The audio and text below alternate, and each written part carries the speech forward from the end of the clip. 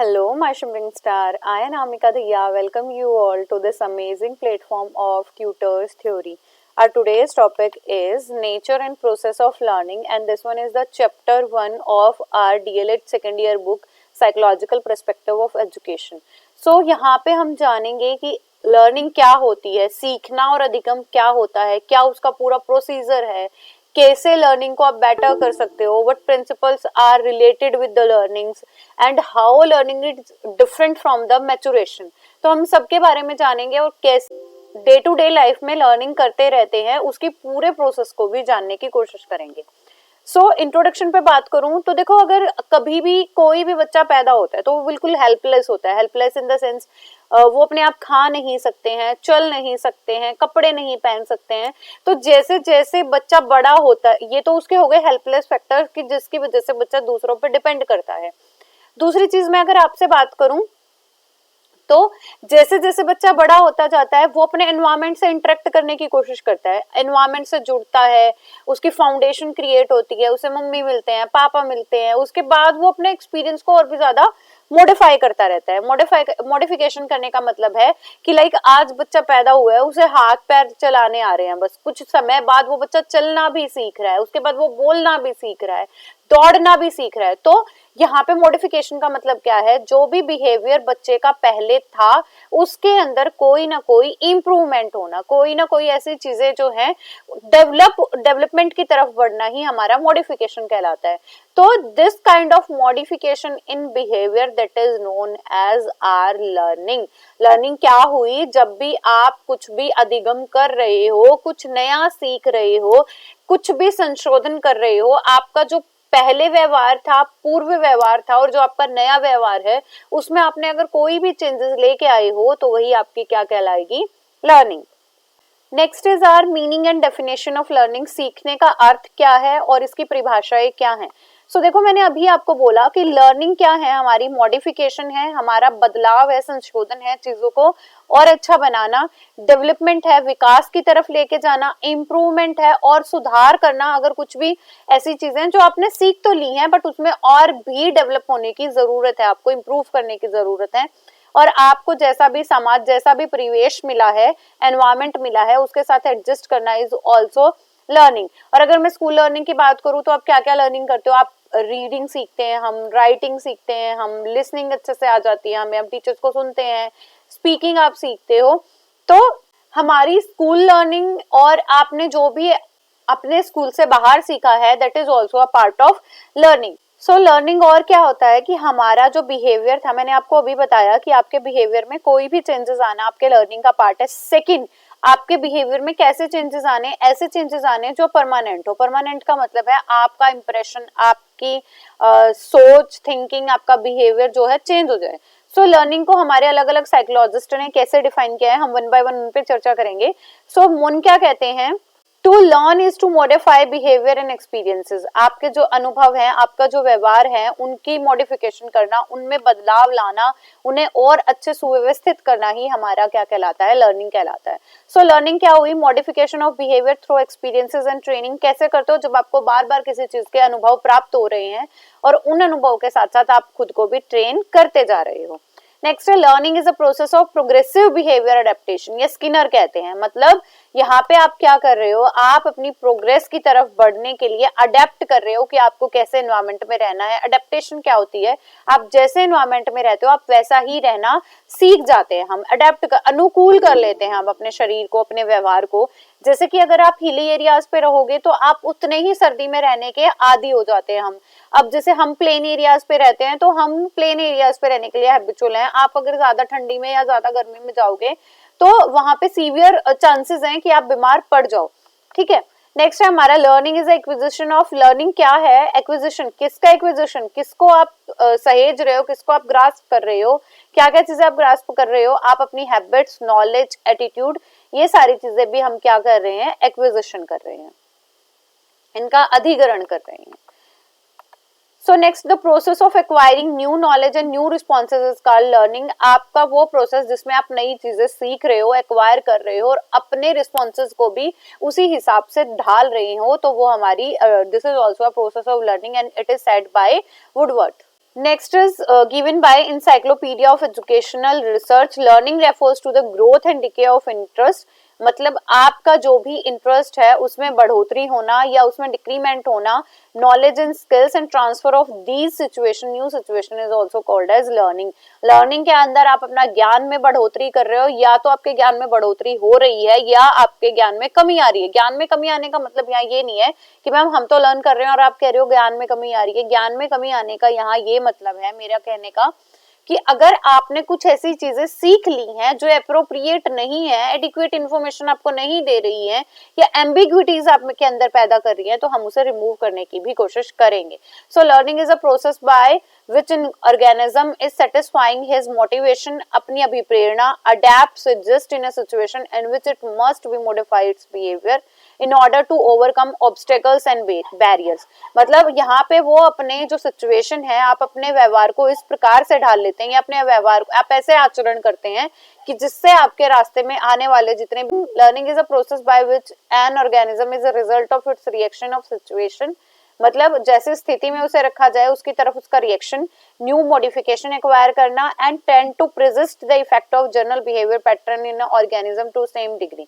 मतलब जैसे स्थिति में वो पहले रहता था उसमें उस प्रेजिस्ट करना और उसके इफेक्ट जानना कि क्या होंगे, तो वो भी लर्निंग है. ये उदय पारिक ने कहा है. नेक्स्ट क्रॉनबेच क्या कहते हैं, learning is more or less permanent change in behaviour as an result of reinforcement. Reinforcement होता है किसी को पुश करना. लाइक अगर एक बच्चा अच्छा काम कर रहा है, मैं उसे क्या दे रही हूँ, गिफ्ट्स प्रोवाइड कर रही हूँ, तो वो मेरा पॉजिटिव रीइंफोर्समेंट हो जाएगा. I just want to that child have to repeat that action, कि जब वो बच्चा उन चीजों को बार बार रिपीट करता रहे तो मैं उसे क्या कर रही हूँ, और भी ज्यादा मोटिवेट कर रही हूँ कि वो बच्चा वो कार्य बार बार करता रहे. सो रीइंफोर्समेंट से आपके बिहेवियर में टोटल परमानेंट चेंजेस आना ही हमारा क्या कहलाती है, लर्निंग कहलाती है. तो ओवरऑल अगर मैं बात करूं तो हमने लर्निंग ही प्रक्रिया जो है आपके व्यवहार में स्थायी बदलाव परिवर्तन ला सकती है. सो इन सारी डेफिनेशन के बाद आपने क्या सीखा कि हमारी कुछ एक्विजिशंस होती हैं एबिलिटीज का, इफेक्टिव मैनर्स का, बिहेव करना जानते हो, and how to adapt with that environment is also known as are learning. Next आते हैं हमारे फीचर्स एंड कैरेक्टरिस्टिक्स क्या हैं हमारी लर्निंग की. फर्स्ट है लर्निंग इम्प्लाइज चेंज. मैं अभी पीछे से यही कह रही हूँ कि there is a modification in behaviour, there is a development in the behaviour, there is a improvement in the behaviour, adjustment with the environment, adaptation with the environment. तो हम क्या कह रहे हैं कि जब कंडीशंस आपके अनुकूल नहीं है तब कैसे बदलाव लाके आप अपनी स्थिति परिस्थिति में उस एनवायरनमेंट पे जीवित रहोगे. तो चेंज है, आपके बिहेवियर में भी चेंज आ रहा है, आपके साथ जो फैक्टर्स रिलेटेड है लर्निंग के उसमें भी चेंजेस आ रहे हैं. नेक्स्ट है learning implies development. Development of what, development in your right direction. आप उसे ही लर्निंग कहोगे जो आपको सही रास्ते की तरफ लेके चला जाए. तो सीखने का तात्पर्य परिवर्तन से है और सीखने का तात्पर्य आपके विकास से भी है. और कैसा विकास होना चाहिए, आपका चहुमुखी विकास हो जो आपको एक अच्छी डायरेक्शन की तरफ लेके जाए. नेक्स्ट है learning is an adjustment. Learning adjustment कैसे है, समायोजन कैसे है, क्योंकि जब भी आप इंडिविजुअल होते हो आप अपने अकॉर्डिंगली लाइफ जी रहे होते हो, but we all know that we are a social being. तो हम अपनी लाइफ इंडिविजुअल नहीं जी सकते. तो हमें कैसे इंटेलेक्चुअली सोसाइटी से डील करना है, कैसे आप सोशल वेलबींग कहलाओगे, आपको कैसे फिजिकल मॉडिफिकेशन करनी है, and how to adjust in environments. That's why all the behavior pattern according to the needs of the society or according to the norms of the society is known as adjustment. इसके बाद आते हैं learning is universal. Learning सबके लिए है, मतलब सार्वभौमिक है, सबके लिए समान है. लर्निंग आप एनिमल्स भी करते हैं, हम भी करते हैं. हम थोड़ा फॉर्मल वे में भी करते हैं, इनफॉर्मल वे में भी करते हैं, बट जो जानवर हैं वो ज्यादा इनफॉर्मल वे में करते हैं. जैसे अगर आप उन्हें बोलो सिट तो वो बैठना सीख जाएंगे, वो प्यार करना सीख जाते हैं, खड़े होना सीख जाते हैं. So these are also the part of learning. Next is are learning is a life long process. आपके जीवन भर चलने वाली प्रक्रिया है, क्योंकि फ्रॉम वूम टू टॉम्ब ऐसे बोला जाता है. आप अपने मदर की वूम से ही आप लर्न करना सीख जाते हो. हमें हमारे ग्रंथों में भी ये बात लिखी गई है कि सेंसेशन बच्चे को स्टमक के अंदर, वूम के अंदर ही हो जाती है, जिससे वो टिल डेथ कुछ ना कुछ नई चीजें, नई अपॉर्चुनिटीज को ग्रास्प करता रहता है और नए नए अपने बिहेवियर में चेंजेस लाता रहता है. नेक्स्ट आते हैं effective learning is a pre planned. आपकी जो लर्निंग होगी, इफेक्टिव होगी, वो प्री प्लान होती है. देखो अगर आप किसी भी गोल को अचीव करना चाहते हो, किसी गोल को अचीव करना चाहते हो, उसके लिए आपको एक अच्छे प्लान की जरूरत पड़ेगी, उसके बाद अच्छे प्लान के बाद आपको एग्जीक्यूशन की जरूरत पड़ेगी, एंड देन उसके इवेल्युएशन की जरूरत पड़ेगी कि आपने क्या करा है, कैसे करा है। तो प्री प्लान करने का मतलब ये है कि जितने भी नेगेटिव एस्पेक्ट्स हैं हमारे रास्ते में, हम उन्हें रिमूव करना चाहते हैं, और रिमूव करने के साथ साथ हम ऐसी चीजें भी प्लान करते हैं जिसपे हम क्या कर सकें, और भी अच्छे से बात कर सकें और अपने रोल को अपनी सोसाइटी में जान पाएं कि क्या है। तो हमारी जो भी अधिगम है वो पूर्व नियोजित होना चाहिए। नेक्स्ट आता है आपका acquiring new knowledge in terms of previous learning. यहाँ पे क्या करने का मतलब है कि अगर आप कोई भी न्यू इंफॉर्मेशन जानने की कोशिश कर रहे हो तो बहुत बार ये इंफॉर्मेशन डिपेंड करती है कि आपके पास उससे रिलेटेड पूर्व ज्ञान क्या है। जैसे आप अभी सेकेंड ईयर में आप सबने पता किया होगा, या आप सबको पता है कि लेसन प्लान क्या होते हैं। लेसन प्लान में एक चीज और आती है, प्रीवियस नॉलेज टेस्टिंग। ये हम करते ही क्यों है कि रिगार्डिंग दैट टॉपिक बच्चे को कितनी इंफॉर्मेशन है। यस, जीरो इंफॉर्मेशन भी हो सकती है, कुछ ऐसी इंफॉर्मेशन भी हो सकती है जो नेगेटिव है, वो उस चीज के पक्ष में ही नहीं है, तो हो सकती है। बट हम जब भी किसी को नया ज्ञान देने की कोशिश करें तो हमें उनकी पीछे वाले ज्ञान से नए वाले ज्ञान को जरूर जोड़ लेना चाहिए। इससे भी लर्निंग आपकी एक्वायर्ड ज्यादा होगी और जो बच्चे हैं वो अच्छे से लर्न करेंगे। नेक्स्ट है learning should B a definite purpose. जो भी आपकी लर्निंग है उसका कुछ ना कुछ उद्देश्य होना चाहिए कि आप क्यों कर रहे हो, कितना करना चाहते हो। आप डीएलएड कर रहे हो तो इसका भी उद्देश्य है, आप साइकोलॉजी का पेपर कर रहे हो तो उसका भी उद्देश्य है, क्योंकि हमारी डीएलएड तो होगी नहीं अगर हम एक भी पेपर में पिछड़ जाएंगे या पीछे रह जाएंगे। सो दैट्स वाई आपके पास जो भी अधिगम है उसका कोई ना कोई पर्पस होना चाहिए। नेक्स्ट है लर्निंग एंड इंटेलिजेंस। एक इंटेलिजेंट बच्चा जो होता है, जिसका आईक्यू लेवल ज्यादा है, उसकी लर्निंग जो है थोड़ी फास्टर हो जाती है एज कम्पेयर टू एवरेज और लो आईक्यू लेवल बच्चों के साथ। तो intelligence is also related with the learning pattern. Next आता है learning by doing. Learning by doing का क्या मतलब है, यहाँ पे आप लर्निंग तब कर रहे हो जब आप किसी कार्य को करके देख रहे हो। तो when you are doing the activity you are making your mind attentive and you are attentive, you are active to do that activity though. So that activity or that type of activity is known as learning by doing, जिसके अंदर आप अपने कार्य को स्वयं से ही करके देख रहे हैं। नेक्स्ट आता है हमारे प्रोग्रेसिव लर्निंग इन न्यू लर्निंग। इसका भी मतलब यही है, वुड्सवर्थ क्या कहते हैं कि अगर आपको प्रोग्रेसिव लर्निंग करनी है, इसका मतलब आपको जो नॉलेज है, जो आपके नॉलेज के पैराडाइम्स है, मतलब आपके जो नॉलेज के आयाम हैं, आप उन्हें खोजोगे, मतलब आप उन्हें एक्सप्लोर करने की कोशिश करोगे, और तब तक आप अपने सोशल बैकग्राउंड में एक्सप्लोर करते रहोगे जब तक आप उसे अचीव ना कर लें। तो प्रोग्रेसिव एक प्रक्रिया की तरह चलता रहता है, प्रगतिशील है। नेक्स्ट है learning is related to the environment. जैसे आपको एनवायरमेंट प्रोवाइड होगा, आपकी लर्निंग भी वैसे ही बेटरमेंट की तरफ चलेगी। मान लो एक बच्चे को मैं पूरे दिन किसी और काम में इंडल्ज रखती हूँ, पूरे टाइम उसकी सोसाइटी में डम डम डम डम ढोल बजते रहते हैं, डीजे बजता रहता है, या कुछ भी ऐसी चीजें नॉइजी है, या बच्चे को टाइम ही नहीं मिल पा रहा है, बच्चे के पास रिसोर्सेज ही अवेलेबल नहीं है, तो वो लर्निंग कहाँ से करेगा। तो उसके एनवायरमेंट का बहुत बड़ा फैक्टर होता है। Environment is very much have play the vital role in learning, क्योंकि आपकी लर्निंग बहुत ज्यादा डिपेंड करती है कि आपको वातावरण कैसा मिला है। Learning and maturation, both learning and maturation are inter related, क्योंकि जितना बच्चा ज्यादा मैच्योर होगा वो लर्निंग को जल्दी से ग्रास्प भी कर पाएगा। तो मैच्योरेशन का मतलब क्या है, maturation is totally depend on your heredity, कि आपकी अनुवांशिक चीजें क्या हैं, तो आपके विकास में भी इस चीजों का बहुत योगदान है। नेक्स्ट आता है हमारे learning has a wide scope. Wide scope का क्या मतलब है, आपके जो 3 R's है, रीडिंग, राइटिंग और अर्थमेटिक, उन पे तो डिपेंड करती ही है लर्निंग, बल्कि आपको किसी भी स्पेशल कैटेगरी में रख के आपको स्पेसिफिक चीजें सिखाने में भी हेल्प करती है। तो वाइड स्कोप का मतलब है learning is not only dependent in the school, आपको स्कूल कैसी लर्निंग दे रहा है, learning is also dependent in your environment, आपका नेबरहुड कैसा है, आपके फ्रेंड्स कैसे हैं। तो काफी स्कोप है, रीडिंग में है, राइटिंग में है, मैथ्स को सॉल्व करने में है, and there are so many kind of discipline जिसमें आपकी लर्निंग हेल्प करती है। Learning is a transferable. Transferable का मतलब है लर्निंग को हम ट्रांसफर कर सकते हैं। ट्रांसफर का मतलब है यहाँ पे कि अगर similar content, similar idea, similar techniques आप यूज कर रहे हो तो लर्निंग को एक प्लेस से दूसरे प्लेस पे भी ले जाया जा सकता है। लाइक मैं ये कह रही हूँ कि अगर आपने लेसन प्लानिंग सीख ली तो क्या वो लेसन प्लानिंग सिर्फ आपकी साइंस में यूज हो रही है, मैथ्स में भी यूज हो रही है, फर्स्ट ईयर के बच्चों के लिए ईवीएस में यूज हो रही है, एचपी के लेसन प्लान बनाने वहां पे यूज हो रही है। जैसे मुझे लर्निंग हो गई है तो I am transferring that knowledge या दैट लर्निंग कि आप भी इन चीजों को सीख जाओ। तो लर्निंग जो है आपकी क्या हो सकती है, ट्रांसफर हो सकती है from one situation to another. And उसके फंडामेंटल प्रिंसिपल आपको याद रखना पड़ेगा। तो उसके फंडामेंटल आपको एसेंशियल्स कैटेगरीज या एसेंशियल जो चीजें हैं वो आपको याद होनी चाहिए, या आपके उसके अकॉर्डिंग ही काम कर सकते हो। जैसे आपके पास आवर्स होने चाहिए, वर्किंग आवर्स, जिसमें आप लर्निंग कर रहे हो। आपके बिहेवियर में चेंज में क्या इफेक्ट आ रहा है उसको नोटिस करो। आप जो स्किल सीख रहे हो उससे देखो कि आपको कितनी स्किल आ गई है। आपकी knowledge is also related with your learning. आपका एटीट्यूड, आप किसी चीज को सीखना ही चाहते हो या नहीं सीखना चाहते हो, आपका मोटिवेशन लेवल कैसा है, आपका आईक्यू लेवल, इंटेलिजेंस कैसी है, आपका आपका एटीट्यूड, एटीट्यूड तो मैंने सॉरी बता दिया है, आपकी पर्सनैलिटी कैसी है, आप फियर तो नहीं करते हो किसी चीज से, और आप कितने मैनर्ड हो। These all are also the dependency of learning. सीखने का दायरा व्यापक है। व्यापक का मतलब आप बहुत, मतलब कहीं तक भी आप सीख सकते हो। और हस्तांतरणीय है, जिसका मतलब आप इसे ट्रांसफर कर सकते हैं। नेक्स्ट आता है हमारा maturation is a natural process of physical development. Maturation क्या होता है, आप मैच्योर हो गए हो, आपकी बॉडी मैच्योर हो गई है।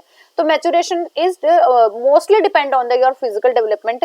बीजी और हंट क्या कहते हैं, maturation is a development process which a person from time to time manifesting different traits, blueprints which has carried himself from his conception, which means यहाँ पे जो एक आदमी है जिसकी बॉडी है, मतलब अगर मैं हूं तो मेरे सेल्स कैसे मैच्योर हो रहे हैं, हमारी बॉडी कैसे मैच्योर हो रही है, हमारा कंसेप्शन कैसे टाइम पे हुआ है, मतलब एक बेबी अगर बर्थ लेता है तो बर्थ कंसेप्शन किस टाइम पे हुआ है, कैसी चीजें उसके ट्रेट्स उसकी हेरिडिटी में आए हैं। So these also the factor of maturation. मतलब मैं ये कहना चाहूंगी कि आपकी शारीरिक या भौतिक चीजों से ज्यादा जुड़ा हुआ है मैच्योरेशन। गिजल्स क्या कहते हैं, maturation is the net sum of the genes effect. तो यही है कि आपको सेल्फ लिमिट किया जाता है, आपका life cycle is also self limited, जिसके अंदर आप पे आपके जीन्स का क्या प्रभाव है, आपके अनुवांशिक कर्म का क्या प्रभाव है वो देखा जाएगा। गैरियन किंग्सले कहते हैं maturation is the process whereby behavior is modified as a result of growth and development। यहाँ पे आपके फिजिकल स्ट्रक्चर्स ने कैसे ग्रोथ और डेवलपमेंट किए उस पर डिपेंड करेगा। गार्डनर मुर्फी कहते हैं the term learning covers every modification. आपके बिहेवियर में कितनी भी मॉडिफिकेशन हुई है उसको भी आप क्या बोलोगे, लर्निंग बोलोगे, ठीक है, उसको लर्निंग बोलेंगे। और आपकी फिजिकल चीजें क्या हुई हैं उसको आप मैच्योरेशन बोलोगे। So maturation is a natural physiological development. आपके पास कभी भी क्वेश्चन आ जाए, ऐसे क्वेश्चन आ सकता है, maturation is a physical development, physiological development, psychological development. तो आपको बताना फिजियोलॉजिकल विच मीन्स आपकी स्टिमुली के रिगार्डिंग कैसा रिएक्ट करते हो, आप कितने ट्रेंड हो किसी चीजों के लिए, और आपकी जेनेटिक इनहेरिटेंस क्या है उस पर आपकी मैच्योरेशन डिपेंड करेगी। तो परिपक्वता क्या हुई, परिपक्वता वही हुई जिसमें आप गर्भाधान के समय में हुआ है, कैसे बच्चों ने काम किया। समय का मतलब ये है कि कोई ऐसी बीमारी तो नहीं चल रही है किसी की बॉडी में, या किसी को समय मिल पा रहा है या नहीं अपने आफ्टर बर्थ कंसेप्शन। तो यहाँ पे गर्भाधान का समय का मतलब है कि आपकी बॉडी कैसा रिएक्ट कर रही है एट दैट टाइम, ठीक है। और आपके अनुवांशिक कर्म भी इसमें बहुत ज्यादा फैक्टर, मतलब पूरा ही आपकी जीन्स और हेरिडिटी पे डिपेंड करता है। अब दोनों में क्या रिलेशन है उस पर बात करते हैं। मैच्योरेशन जो है मॉडिफायर की तरह एक्ट करता है कि आपका जितने मैच्योर होते चले जाओगे आपका बिहेवियर अच्छा होता चला जाएगा। प्रॉपर एंड टाइमली, मतलब आपको मैच्योर होने के लिए एक समय चाहिए ही चाहिए। प्रॉपर लर्निंग आपकी, अगर डिफरेंट स्टेजेस की बात करूं कि बच्चा आप खड़ा होना सीखेगा, आप बैठना सीखेगा, आप चलना सीखेगा, अब दौड़ना सीखेगा, तो ये आपकी प्रॉपर टाइमिंग पे डिपेंड करता है और किस स्टेज में हो उस पर भी डिपेंड करता है। और यहाँ पे आपकी जो फिजियोलॉजिकल मैच्योरेशन है वो भी साइड बाय साइड चलती रहते हैं। तो आपकी परिपक्वता आपकी टोटल शारीरिक गतिविधियों पर डिपेंड करती है। नेक्स्ट आता है हमारा difference between maturation and learning. तो दोनों में क्या डिफरेंस है हमारा देखा जाए तो फर्स्ट है हमारा मैच्योरेशन, सेकंड है हमारा लर्निंग। मैच्योरेशन में क्या है, बेस्ड ऑन हेरिडिटी, हम इन पॉइंट्स पे बात करेंगे। Automatic process, age limit, related to structure, need of practice, no effect of motivation. हम इन 5 पॉइंट्स पे बात करेंगे। फर्स्ट है हेरिडिटी, किस चीज पे डिपेंड करती है हमारी मैच्योरेशन, टोटली डिपेंड करती है कि आपकी हेरिडिटी कैसी है। And learning is totally dependent on the environment you are related with, जैसे वातावरण में आप रहते हो वो लर्निंग है आपकी। ऑटोमेटिक प्रोसेस है, आप मतलब आपका दिमाग काम कर रहा है, आपकी बॉडी काम कर रही है, पर आपकी बॉडी मैच्योर होती रहेगी। नेक्स्ट आता है प्लान्ड प्रोसेस। आपकी लर्निंग जो है प्लान प्रोसेस है। Like if we are learning the psychology, तो हमारे पास पूरी प्लानिंग थी कि firstly we have to fill the forms of DLED and after that you have to give the examination and उसके बाद एंट्रेंस के बाद आप क्वालिफाई हुए हो, देन लिट्स लगी हैं, देन आपने फर्स्ट ईयर क्रॉस किया है, तो एक प्लानिंग के साथ चल रहे हैं। Then age limit maturation limited age तक ही है, नो एज लिमिट। लर्निंग की कोई एज लिमिट नहीं है, it is a long process and life long process it is.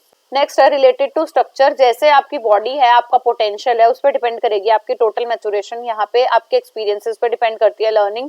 No need of practice, आप मैच्योर होते रहोगे चाहे आप प्रैक्टिस करो ना करो, यहाँ पे लर्निंग के लिए आपको प्रैक्टिस की बहुत जरूरत है।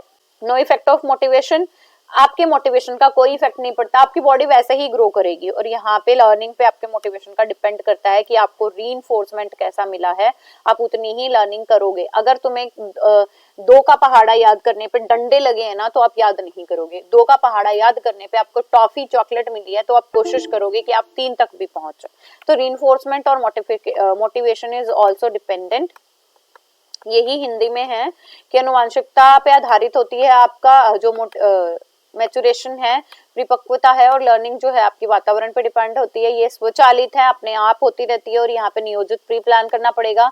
एज लिमिट यहाँ पे है, यहाँ पे एज लिमिट नहीं है। आपकी बॉडी स्ट्रक्चर से रिलेटेड है, आपके एक्सपीरियंसेस से रिलेटेड है। अभ्यास की कोई जरूरत नहीं है, अभ्यास की बहुत ज्यादा जरूरत है। मोटिवेशन का कोई प्रभाव नहीं पड़ता, यहाँ पे टोटली मोटिवेशन देना ही एक आवश्यक आयाम है। सो प्रोसेस ऑफ लर्निंग की बात करेंगे। देखो, अब तक हमने क्या जाना कि जो लर्निंग होती है ना, वो एक कॉन्टिन्यूअस प्रोसेस होता है। अब लर्निंग को एचपी स्मिथ क्या कहते हैं, a motive is an attractive goal. तो आपका जो भी उद्देश्य रहेगा वो अट्रैक्टिव गोल की तरह होना चाहिए। Block the attainment of the goal, आपको अपने आप को ऐसे एसेंशियल स्टेप्स उठाने हैं कि आप उस गोल को अचीव कर लें। Dissatisfaction of the learner with the present status and knowledge. और नेक्स्ट हमारा डिससेटिस्फेक्शन ऑफ द लर्निंग, जो आपकी नॉलेज है, प्रेजेंट नॉलेज है, आपको उसमें मॉडिफिकेशन कर, मतलब आप डिससेटिस्फाई हो। आप अगर इस क्लास में आ गए हो, आप ये क्लास ले रहे हो, तो क्यों ले रहे हो? क्योंकि आप सोचते हो कि हमें इस लर्निंग को जानना है, नहीं तो मैं एग्जाम में क्या लिखूंगा या लिखूंगी कल पेपर में। तो आपके पास जितनी नॉलेज हो, you are not satisfied with the knowledge, आप कुछ नई नॉलेज ज्ञान को ग्रास्प करने की कोशिश। The feeling is of felt need to explore new state stars of knowledge and fixing of new goals. तो यहाँ क्या मतलब है कि आप जो आपके जो उद्देश्य थे, आप उनके लिए नए नए पथ खोज रहे हो, ढूंढ रहे हो, और उन्हीं पथ पे चल के आप अपने ज्ञान का अर्जन कर रहे हैं। नेक्स्ट हमारा the observance of the obstacle block that keeps him to attain the goal. आपके पास जो भी बाधा अवरोध है जो आपके लक्ष्य को प्राप्त करने में है, आप उसे हटाओगे। Smith in this approach towards learning have not indicated that other essential steps in learning situation। कह रहे हैं कि इस अप्रोच पे अगर आप काम करोगे तो इससे अलग हटके आपको कोई ऐसी चीजें नहीं चाहिए जो आपकी लर्निंग के लिए एसेंशियल हो। बस आपको क्या ध्यान रखना है, you have to be ready, you have to show the readiness. आपको तैयार हो जाना है लर्निंग के लिए। मेंटल मेच्योरिटी बना के रखनी है कि हाँ, मैं ये चीजें ग्रास्प कर लूंगा। अपनी प्रीवियस नॉलेज को इनहेंस करना है और अपने गोल को अचीव करने से पहले उस गोल की सेटिंग करनी है। सो यहाँ पे क्या है, मैं क्या बताना चाहती हूँ आपको कि सबसे पहले हमारे पास 2 सिचुएशन होती है, सेटिस्फेक्शन और डिससेटिस्फेक्शन। अगर एक बच्चा अपनी प्रेजेंट नॉलेज से सेटिस्फाई है तो वो लर्निंग की तरफ नहीं बढ़ेगा। एक बच्चा अगर अपनी लर्निंग से डिससेटिस्फाई है, देन ही और she will do the activity to achieve that goal. तो यहाँ पे बच्चे के एक्सपीरियंसेस का बड़ा हाथ है कि वो लर्निंग कितनी कर रहा है। सो प्रोसेस ऑफ लर्निंग की बात करूं तो ऐसा कुछ प्रोसेस है जो स्मिथ ने दिया है। क्या कहते हैं, ये आपका गोल या मोटिव है, ठीक है। अब इसके बाद क्या है, आप जो हैं किस तक जा रहे हो, आप गोल की तरफ अग्रसर हो रहे हो, मतलब आप बढ़ना स्टार्ट कर रहे हो गोल की तरफ। सबसे पहले तो आप बहुत सारे रिस्पॉन्सेज करोगे, ये खाली स्पेस इसीलिए है कि आप बहुत ज्यादा रिस्पॉन्सेज कर रहे हो। दूसरा, कुछ ऐसे रिस्पॉन्सेज हैं जो सक्सेसफुल नहीं है। मान लो आप चले चले और यहाँ टकरा गए बैरियर से और आप वापस हो लिए, वहीं अपने गोल पे आ गए हो। ऐसे ही आपने बहुत सारे रिस्पॉन्सेज किए। This line show that you are responding, ये वाली लाइन आपको शो कर रही है कि आपने बहुत ज्यादा रिस्पॉन्सेज किए हैं। ये भी आपने रिस्पॉन्सेज किए हैं बट आपका पाथ ब्लॉक्ड है, आप नहीं जा पा रहे हो। This is also the barriers. और ये सारे हमारे कैसे हैं, अनसक्सेसफुल रिस्पॉन्स हैं जो हमारे बैरियर से टकरा कर वापस आ गए हैं। देन हमने फिर से ट्राई किया, बैरियर से टकराए, फिर भी हम अपने गोल की तरफ बढ़ चुके हैं। तो ये हमारे सक्सेसफुल अटेम्प्ट रहेंगे and we have overcome the barriers. And after that if we have overcome with the barriers and we are doing the activity, we will surely reach to our goal. तो मैंने आपको क्या बताया कि सबसे पहले आपके पास पर्पस होना चाहिए, पर्पस के बाद you have to do the attempt, आपको अटेम्प्ट करने हैं। If there is a barrier तो बैरियर को रिमूव करना है, अगर बैरियर नहीं रिमूव कर पा रहे हो तो अनसक्सेसफुल हो गए और दोबारा से यही पर्पस और मोटिव को पहुंचोगे। और अगर आपने बैरियर्स को तोड़ दिया है then we are going for the successful attempts and we reach the goal. So psychologist ने कैसे क्लासिफाई किया है, हमारा टू ब्रॉड कैटेगरीज में किया है। नॉलेज की एक्विजिशन, जिसके अंदर आप इंटेलेक्चुअली क्या होना चाहते हो, इंटेलेक्चुअली चीजों को जानना चाहते हो कि आपको उस थिंग्स के रिगार्डिंग, उस फैक्ट के रिगार्डिंग नॉलेज है। एंड दूसरा आता है स्किल्स के रिगार्डिंग। स्किल्स में क्या होता है, जब आप कार्य को करके देख रहे हो। स्किल्स थोड़ा सा मैं कहूँ तो हमारी भौतिक चीजों से रिलेटेड होता है और हमारी नॉलेज जो है हमारी ज्ञान से रिलेटेड हो। फैक्टर्स ऑफ लर्निंग क्या है, learning by children depends on the following three factor. First है हमारा फिजियोलॉजिकल, शरीर से संबंधित। दूसरा है हमारा एनवायरमेंट, और सॉरी ये यहाँ पे ना अलग नहीं बनाया मैंने।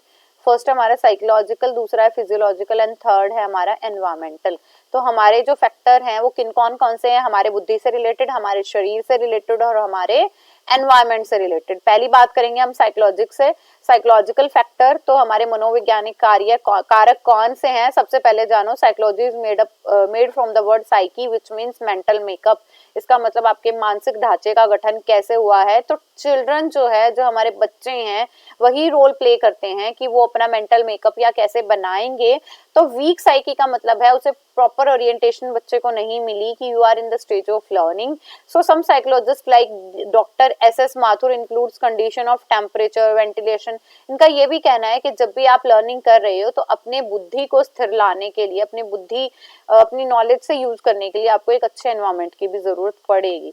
तो साइकोलॉजी से कौन से आ जाएंगे, आपका attitude related with your psychology, आपका मोटिवेशन आप इसी से आ जाएगा, आपका इंटरेस्ट इसी से आ जाएगा, आपका एप्टीट्यूड, आपकी intelligence, these are the psychological factor.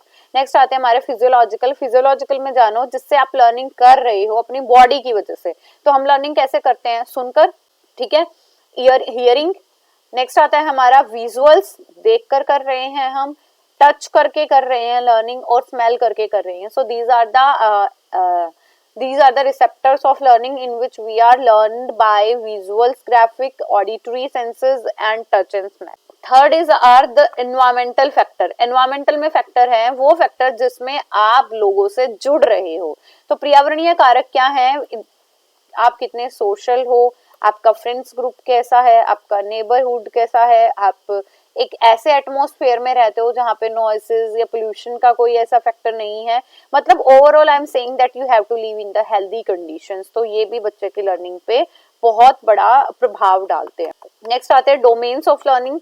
3 domains होते हैं हमारी, हम सब जानते हैं, कॉग्निटिव डोमेन, अफेक्टिव डोमेन और psychomotor. And psychomotor is also named as conative domain. तो आपको ध्यान रखना है सीखने का संज्ञानात्मक क्षेत्र, रचनात्मक क्षेत्र और हमारा प्रभावशाली शारीरिक क्षेत्र है। जो कॉग्निटिव में, आपको कॉग्निटिव वर्ड जब भी बोलूँ ना तो आपको ध्यान रखना है कि मैम जो बात कर रही है वो किससे कर रही है, हमारे दिमाग से।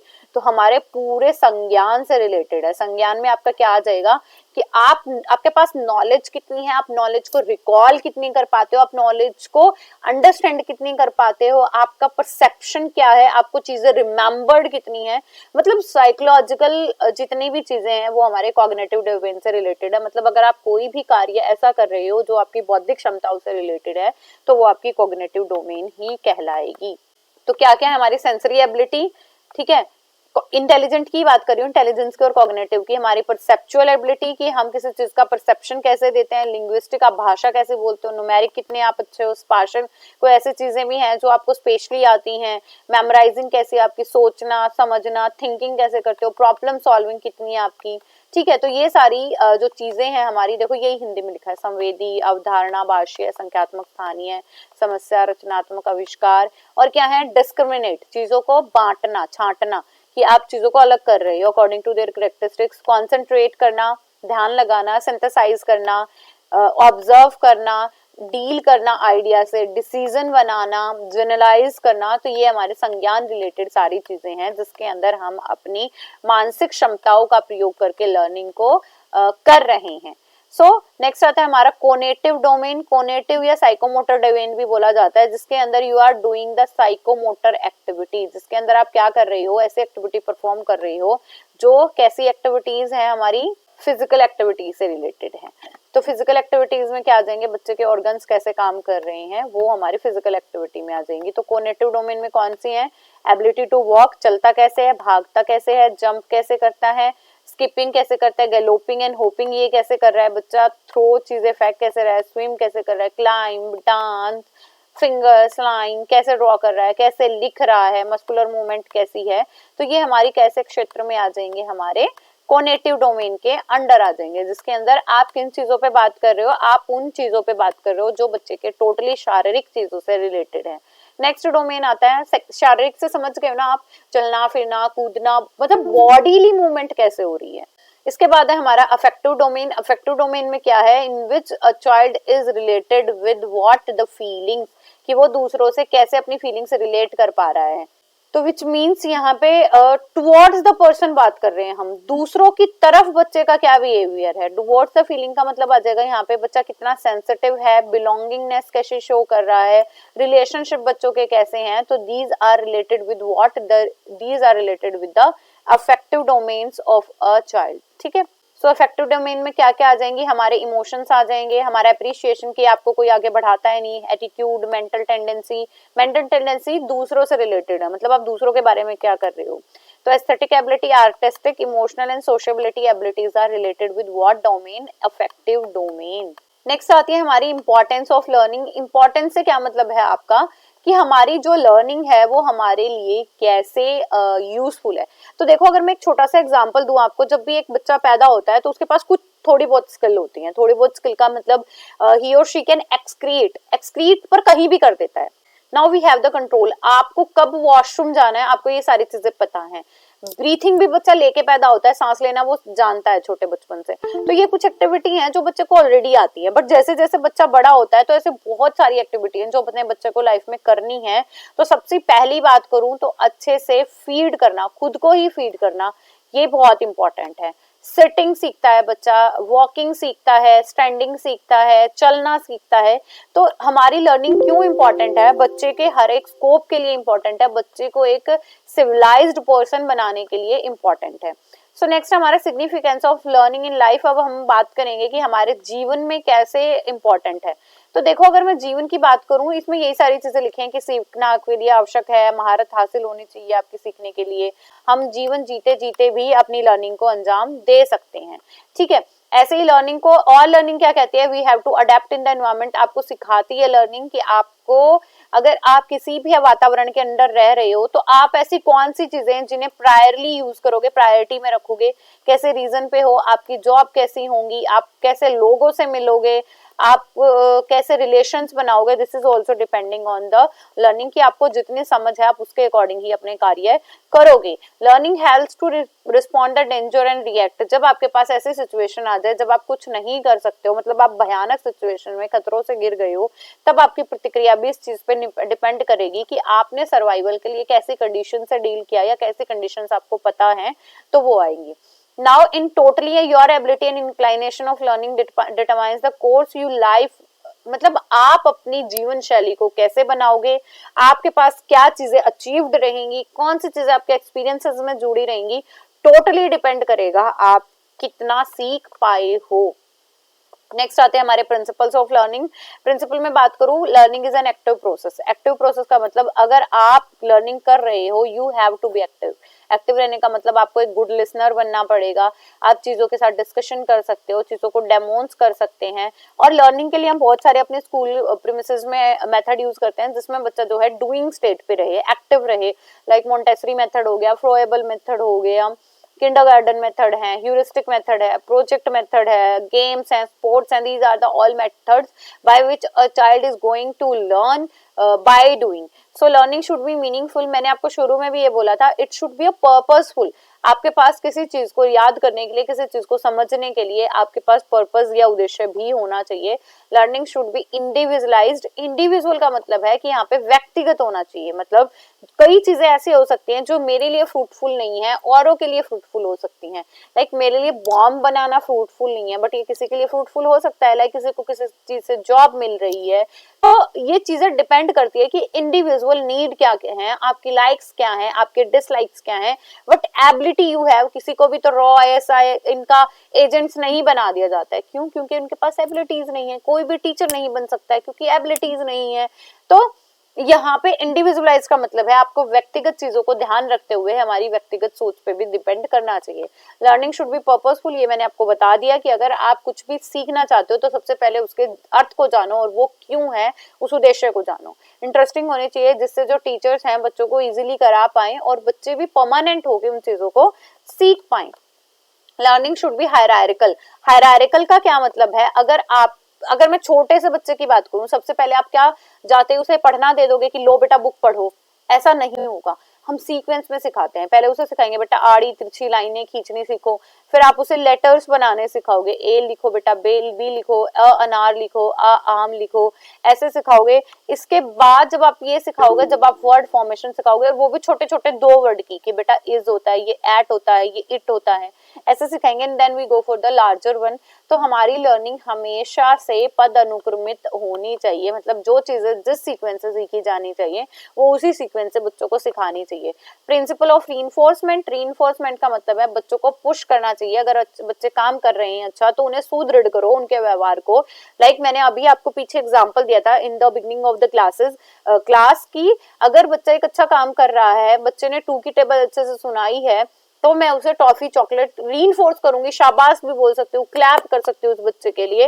So these a kind of positive reinforcement जिसके लिए आप बच्चों का जो व्यवहार है उसे परमानेंट करना चाहते हो। और एक बच्चा अगर गलत कर रहा है तो मैं लॉ ऑफ डिसयूज भी यूज करूंगी यहाँ पे, कि बच्चे आपको ये याद नहीं करना है, तो उसके लिए हम डांट सकते हैं, गुस्सा कर सकते हैं, ठीक है, जिससे कि वो बच्चा क्या करे, रिमूव कर दे। बट एज अ टीचर हमें बच्चों के लिए कुछ भी नेगेटिव एस्पेक्ट नहीं करना है। But this is a kind जो मुझे आपको बताना था कि आपको रीइंफोर्समेंट जरूर करना है। तो आपको कई बार अप्रूवल शो करना है, डिसअप्रूवल शो करना है, आप रिवॉर्ड्स भी प्रोवाइड कर सकते हो, ठीक है। So it is all about our chapter 1 learning. Learning क्या होती है, कैसे हम प्रोसेस कर सकते हैं लर्निंग को एक्वायर करने के लिए, कैसे मैच्योरेशन से डिफर होती है, ये हमने इस बारे में सब जाना। So keep going, keep growing and keep learning my dear students. I hope you like this session. Don't forget to like and share. Bye bye. Take care.